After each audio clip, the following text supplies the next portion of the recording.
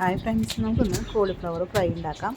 അതിനായിട്ട് കോളിഫ്ലവർ എല്ലൊക്കെ കളഞ്ഞ് ചെറിയ ചെറിയ പീസുകളാക്കി എടുക്കാം.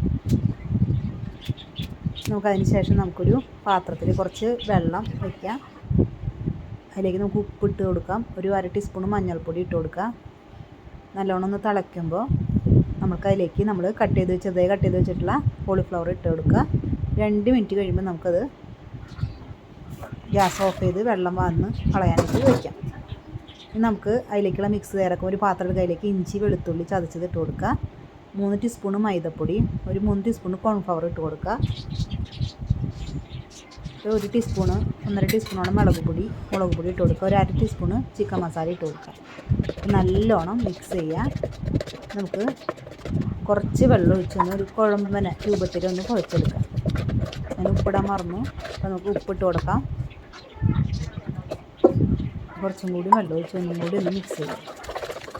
എല്ലായിടത്തേക്കും വന്നിട്ട് നല്ലോണം മിക്സ് ചെയ്ത് നമ്മൾ കോളിഫ്ലവർ അതിലേക്ക് ഇട്ട് കൊടുക്കുക. ഇത് നല്ലോണം മിക്സ് ചെയ്യുക. നമുക്കൊരു 10-15 മിനിറ്റ് വരെ മാറ്റി വയ്ക്കുക. 15 മിനിറ്റ് കഴിയുമ്പോൾ ഒരു ചീനച്ചട്ടി വെച്ച് അതിലേക്ക് വെളിച്ചെണ്ണ ഒഴിച്ച് നല്ലോണം ചൂടാകുമ്പോൾ നമ്മൾ മിക്സ് ചെയ്ത് വെച്ചിട്ടുള്ള കോളിഫ്ലവർ അതിലേക്ക് ഇട്ട് കൊടുക്കുക. നമുക്ക് വറുത്ത് കോരാം. നമ്മുടെ കോളിഫ്ലവർ ഫ്രൈ റെഡിയായി. ഇഷ്ടമായ ലൈക്ക് ചെയ്യുക, കമൻറ്റ് ചെയ്യുക, സബ്സ്ക്രൈബ് ചെയ്യുക.